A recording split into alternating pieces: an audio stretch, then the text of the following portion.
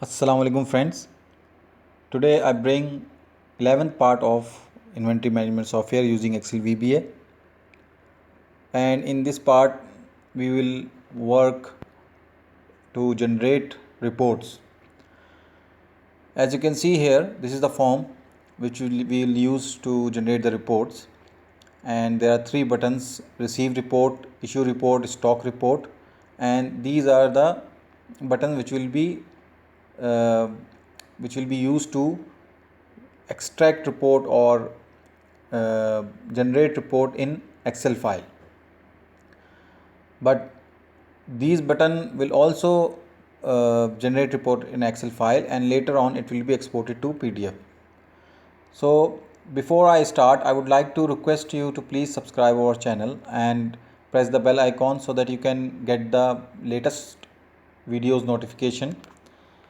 And now let us start. But this two DT pickers, as you can see here, will be used to select dates in between the report will be generated. So now what we will do is we will double click this receive report button and we will paste the code here. This code I think you all are familiar with, but for new viewers I will just explain this, that this will be, these three lines are used to expedite the coding. This is not directly linked with a main coding of our of this button. It is just to expedite the work. After that we set one validation. This is the validation. If dtpicker1 dot value greater than dtpicker2 dot value, then message box start date cannot be greater than end date. Exit sub and if.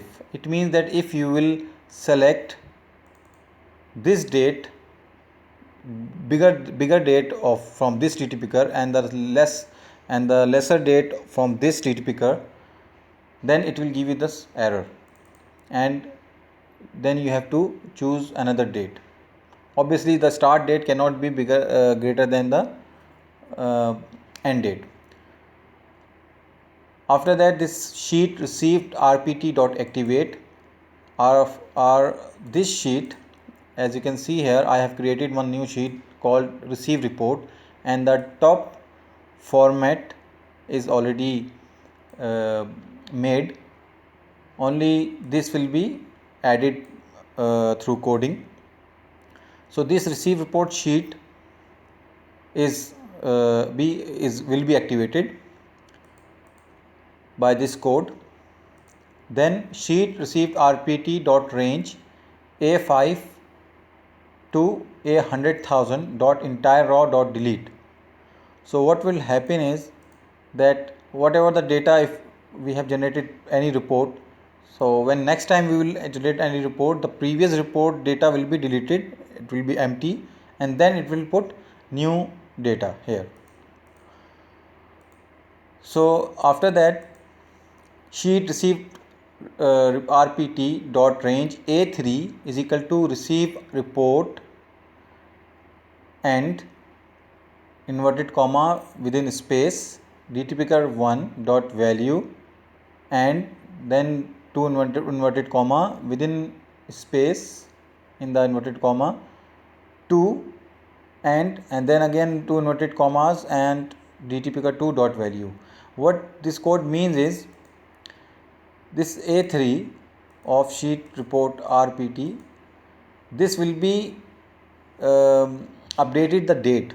So whatever the date you will select in these two DT pickers will be shown in this report when you will generate the report. Okay, and here in between you can see here 2 is mentioned. That is why in the coding also we give this report 2. So every time when you will generate the report, it will show the updated date whatever you will select in the DT pickers.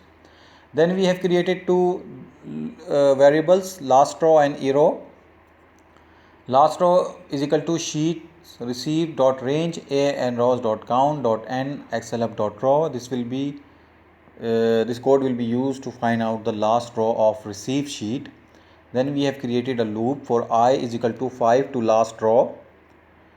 Then we set this condition: if sheet receive dot cells I8 is the date column of receive sheet. This is I8. okay,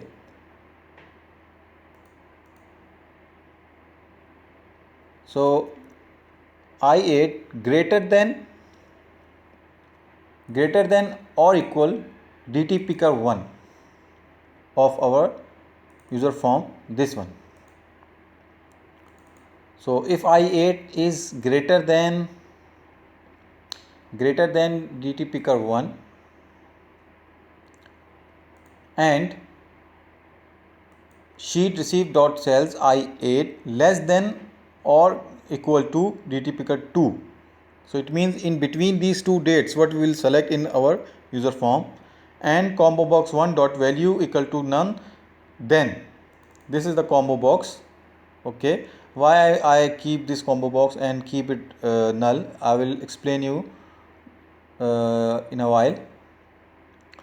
So if it is this date is equal to in these two dt pickers and with our received sheet column 8, then this report should be generated.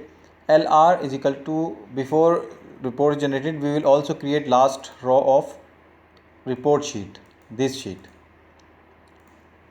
okay, before we created last row for this, now we will create, because we have to export it these values to receive RPT sheet. So after that, sheet received RPT dot cells LR plus 1 column 1, sheet received dot cells I1 dot value. This is the first column, and then these are the 8 columns of received sheet, received RPT, and this is the 8 column of received. Its simple mean is that all columns of received sheet will be transferred to report sheet without removing from receive sheet. After that, this received report on the basis of what? Sorry, I'll explain it again, that this received sheet values will be extracted to received report sheet with the criteria which we have set this here. okay, in receive report you can see here, this is the received column. So these date will be compared with dt picker, whatever the date will select, and within this date range all data will be shifted here. Then we have close NF and next I, and this is application, this we will reactivate this code.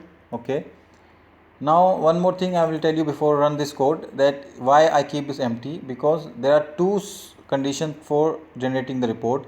One is that when you will select these two dates and click the receive report, simply it will give you the all products data within this date range. But the second condition will be set if you will select these two dates and you will select a product also, so then it will give you only this particular product report only. And if you will keep it blank, then it will give you all the product report within this date range. okay, so first of all we will select this, we will just check this it's working fine or not without setting code for this combo box also.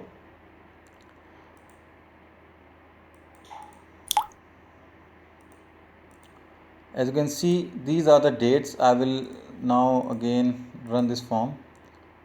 This data is 2nd May 2020 to 20th May 2020. So what I will do is I will generate the report from 7th May to 15th May. okay, Let's see.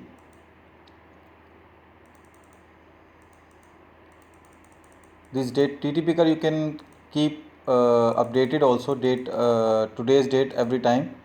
That I will also I will tell you. This is 7th May and here 15th. This is the 15th May. Okay, here you go.